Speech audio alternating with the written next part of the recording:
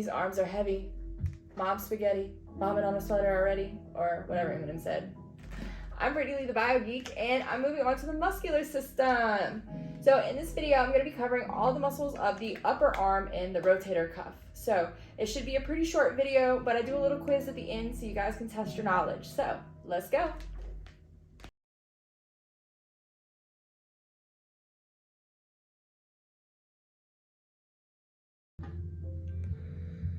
So as I'm covering the arm, I want to go ahead and start with the muscles of the shoulder. I'm going to begin by the largest and most easy to identify of the muscles of the shoulder, which is going to be the deltoid. The deltoid is a large muscle that sits on the lateral surface of the shoulder, and it covers a lot of the muscles of the rotator cuff.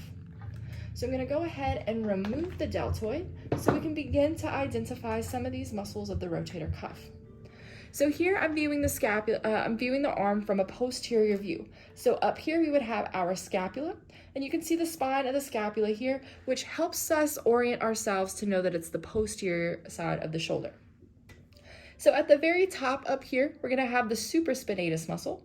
It sits in the supraspinous fossa on the scapula. Just below the spine of the scapula, we'll see our infraspinatus muscle here, which sits in the infraspinous fossa of the scapula. Just below that, we're going to have our teres minor muscle. Teres minor is the third muscle of the rotator cuff. And then if you turn the shoulder over to the anterior surface, you will see the subscapularis. Subscapularis sits in the subscapular fossa of the scapula. Now I'm going to flip this back over to the posterior view to show you guys one more muscle. This muscle is not of the rotator cuff, but it is another teres muscle.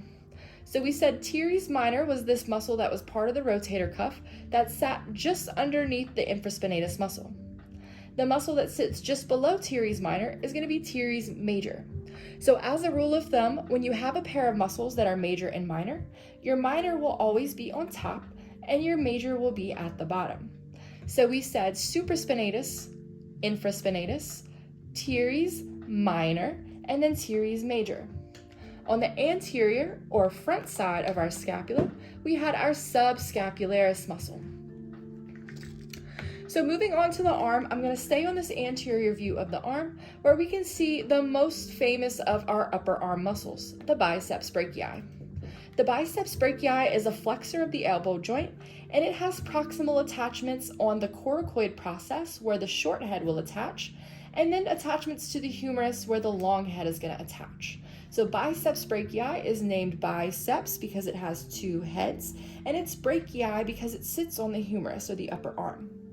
So we said this was our long head, this was our short head, and if you notice the short head attaching to the coracoid process, there is a second muscle that you can also see attaching here to the coracoid process.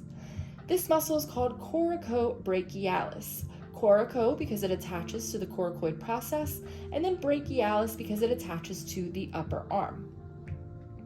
Now, if you continue to follow these muscles more towards the medial surface, you'll then find your triceps brachii. Triceps brachii is a muscle which has three heads and is located on the upper arm. The triceps brachii is going to be an extensor of the elbow joint. The triceps has three heads. The lateral head, which is going to be more on the dorsal or back side of the arm, a long head, which is situated in the middle, and then a medial head, which you can see more on the anterior surface of the arm. Now, the last muscle of the upper arm that I want to cover is going to be our brachialis muscle. If you remove the biceps brachii, you can see the brachialis situated directly onto the upper arm, the humerus. So let's see how many of these you guys remember. This one we had the long head of the triceps. This guy just underneath the spine of the scapula. Infraspinatus, perfect.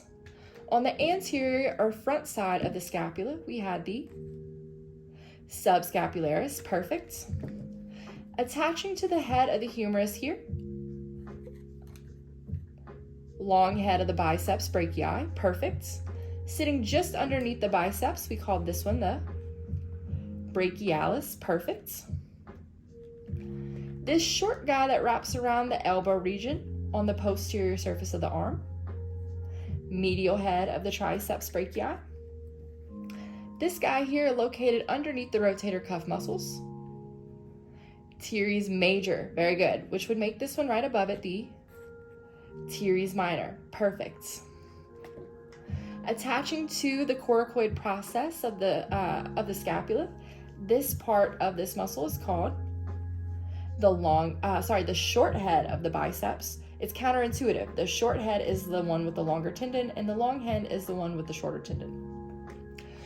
Also attaching to the coracoid process of the scapula, we had the coracobrachialis, very good.